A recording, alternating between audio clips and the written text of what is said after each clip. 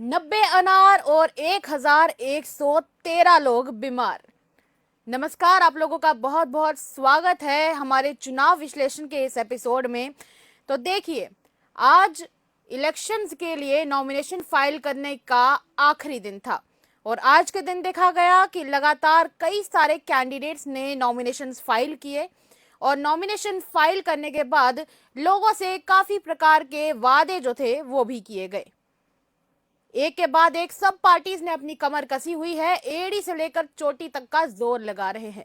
Bharatiya Janata party की बात करें तो भारतीय जनता पार्टी में देखा गया कि सेंटर की तरफ से लगातार एक के बाद एक कोई ना कोई भारतीय जनता पार्टी का मुख्य कार्यकर्ता आ रहा है और अपने जितने भी सिपाही हैं, अपने सारे के सारे सिपाहियों का मनोबल बढ़ाने का काम कर रहे हैं। इंडियन नेशनल कांग्रेस भी अपने प्रत्याशियों की लिस्ट निकालने के बाद लगातार जोर लगा रही है। ऐसे में बाकी की जो पार्टीज हैं वो भी अपनी तरफ से एक के बाद एक कोशिश कर रही हैं कि हमारा भी कहीं पे कोई चांस बन जाए, हमारा भी कोई मौका जो है वो बन जाए और हम इस बार विधानसभा के चुनावों में जीत हासिल करें। तो चलिए एक शॉर्ट डिस्कशन करेंगे और एक शॉर्ट में आपको सारा बताएंगे, नक्शल में बताएंगे कि आज हुआ क्या क्या और कौन से बड़े बड़े खिलाड़ी जो हैं वो मैदान में उतरे हैं। तो जिस प्रकार मैंने पहले कहा, 90 अनार और 1113 लोग बीमार। पहले बात करेंगे बिश्ना की, जहां पे 13 कैंडिडेट्स ने नॉमिनेशन जो है वो फाइल किया है और वहां पर जो एक बड़ा नाम सामने आ रहा है वो भारतीय जनता पार्टी के राजीव कुमार का है। आगे चलेंगे, सुचेतगढ़ की बात करें तो सुचेतगढ़ से घाड़ू राम है भारतीय जनता पार्टी से और प्रीति जी हैं इंडियन नेशनल कांग्रेस की तरफ से, जो एक दूसरे को कड़ी टक्कर देने वाले हैं। आगे चलेंगे जम्मू साउथ की तरफ, तो जम्मू साउथ में 11 कैंडिडेट्स की तरफ से अप्लाई किया गया है, जिनमें से रमन भल्ला जो कि इंडियन नेशनल कांग्रेस की तरफ से हैं और इंडियन नेशनल कांग्रेस को रिप्रेजेंट करने वाला एक बड़ा नाम है। हाल ही में उनका रोड शो हुआ और उस रोड शो के दौरान देखने को मिला कि काफी लोगों ने उनके साथ अपना समर्थन जो है वो जताया। आपको एक बार फिर से बता दूं कि रमन भल्ला जो हैं वो जम्मू साउथ से इलेक्शन जो है वो कंटेस्ट करने वाले हैं।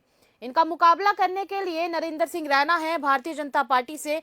अब देखना यह है कि किस प्रकार से नरेंद्र सिंह रैना जो हैं वो रमन भल्ला को टक्कर दे पाएंगे, क्योंकि रमन भल्ला की अगर बात करें तो रमन भल्ला को देखते हुए काफी सारे लोग जो हैं वो उनके सपोर्ट में भी हैं और उन्हें एक बार फिर से जीतते हुए देखना चाहते हैं।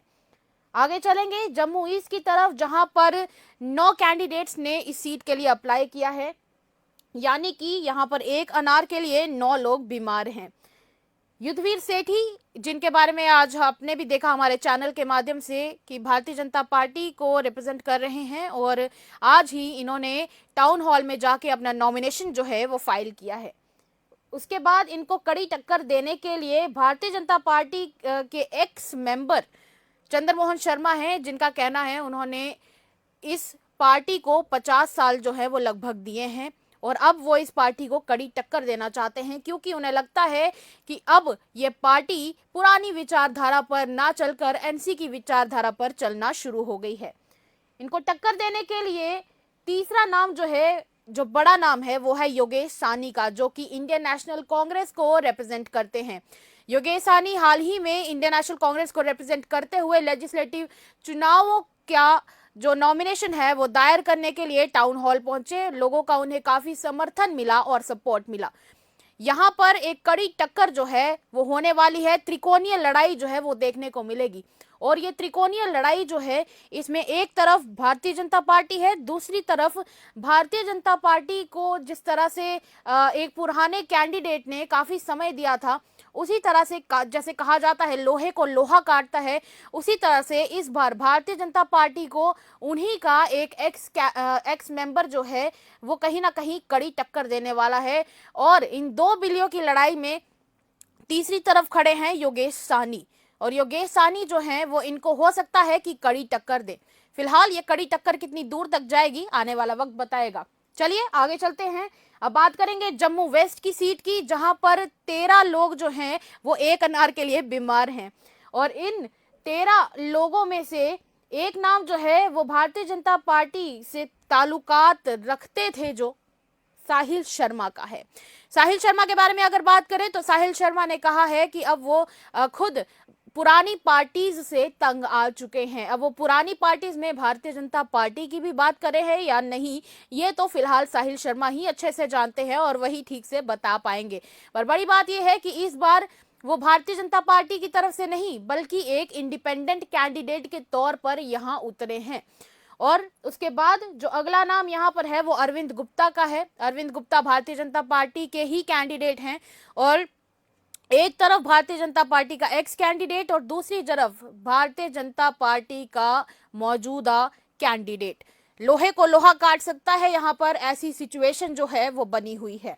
उसके बाद आगे चलेंगे, नगरोटा की बात करेंगे। नगरोटा कॉन्स्टिट्यूएंसी से देवेंद्र सिंह राणा जो है वो भारतीय जनता पार्टी की तरफ से उतरे हैं मैदान में और आज के दिन वहां पर एक भव्य रैली भी हुई थी। लोगों ने जिस भव्य रैली में उनका काफी समर्थन किया था, आप अभी भी स्क्रीन पर देख पा रहे होंगे कि किस प्रकार देवेंद्र सिंह राणा को सपोर्ट करने के लिए काफी लोगों का समूह वहां पर आया और देवेंद्र सिंह राणा के नाम के नारे भी लगे। देवेंद्र सिंह राणा को सपोर्ट करने के लिए अनुराग ठाकुर खुद वहां पर पहुंचे थे और ऐसे में आप देख पा रहे हैं स्क्रीन पर कि किस प्रकार इतने सारे लोगों का समूह और किसी को नहीं बल्कि देवेंद्र सिंह राणा को नगरोटा की सीट के लिए सपोर्ट करने के लिए पहुंचा। आगे बढ़ते हुए बात करेंगे छंब विधानसभा की। देखिए, छंब विधानसभा जो है वो पिछले कई समय से, खासकर जब से भारतीय जनता पार्टी की तरफ से कैंडिडेट्स की लिस्ट निकाली गई थी उसके बाद से चर्चाओं में है, क्योंकि छंब विधानसभा में राजीव शर्मा को भारतीय जनता पार्टी की तरफ से मैंडेट दिया गया था। हालांकि छंब विधानसभा के लोग बहुत बार इस सब को देखते हुए गुस्से में भारतीय जनता पार्टी के दफ्तर के बाहर भी पहुंचे थे और उनका कहना था कि वो भारतीय जनता पार्टी को वोट नहीं करेंगे अगर उनकी तरफ से किसी लोकल को वहां नहीं उतारा गया। भारतीय जनता पार्टी ने इस डिसीजन को रिकंसीडर बिल्कुल नहीं किया और राजीव शर्मा को वहीं पर रहने दिया।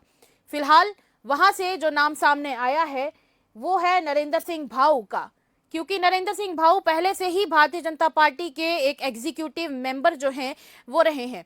पर फिलहाल के लिए बड़ी बात यह है कि नरेंद्र सिंह भाऊ ने इस इलेक्शन में एज एन इंडिपेंडेंट कैंडिडेट लड़ने का डिसीजन जो है वो लिया है और आज ही उन्होंने नॉमिनेशन जो है अपना वो फाइल किया है। तस्वीरों में आप देख पा रहे होंगे कि नरेंद्र सिंह भाऊ के साथ काफी तादाद में लोग जो हैं वो जुड़े हैं। अब देखना यह है कि क्या यहाँ पर भी भारतीय जनता पार्टी को उन्हीं का एक मेंबर जो है वो पछाड़ देगा।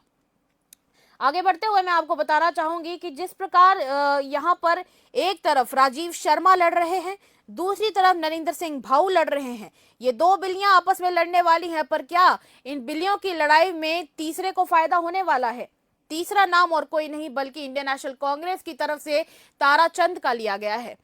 अब ताराचंद यहाँ पर जब उतरे हैं तो देखना ये होगा कि क्या इन दोनों की लड़ाई में ताराचंद को फायदा होने वाला है। क्या भारतीय जनता पार्टी के एक मेंबर और दूसरी तरफ एक ऐसा कैंडिडेट जिसको भारतीय जनता पार्टी की तरफ से मैंडेट दिया गया है, इन दोनों की लड़ाई के बीच में इस तीसरे आदमी को फायदा होने वाला है या नहीं होने वाला है? जनता को सपोर्ट मिलेगा या नहीं मिलेगा? अब ये तो फिलहाल छंब विधानसभा के लोग तय करेंगे, क्योंकि छंब विधानसभा के जब लोग भारतीय जनता पार्टी के दफ्तर के बाहर पहुंचे थे तो उन्होंने कहा था कि वो भारतीय जनता पार्टी को बिल्कुल भी वोट नहीं देंगे और वो बगावत पर उतर आएंगे अगर भारतीय जनता पार्टी की तरफ से इस डिसीजन को, जिस डिसीजन में राजीव शर्मा को मैंडेट दिया गया था, अगर उस डिसीजन को रिकंसीडर नहीं किया जाता है। तो अब देखना यह है कि ये सीट किसके हाथ आती है। आज आखिरी डे था नॉमिनेशन फाइल करने का और लगातार नॉमिनेशंस जो हैं वो फाइल की गई हैं। जैसा मैंने पहले बताया कि टोटल 90 सीट्स के ऊपर 1113 कैंडिडेट्स हैं। अब देखना यह है कि ये जो चुनावी जंग शुरू हुई है, इस चुनावी जंग का क्या डिसीजन जो है या फिर यूं कहें कि क्या नतीजा जो है वो निकल कर आता है। आने वाला वक्त और जनता का फैसला जो है वो बताएगा। आप सब लोग वोटर्स हैं और आपकी अपनी जो सोच है वो स्वतंत्र है।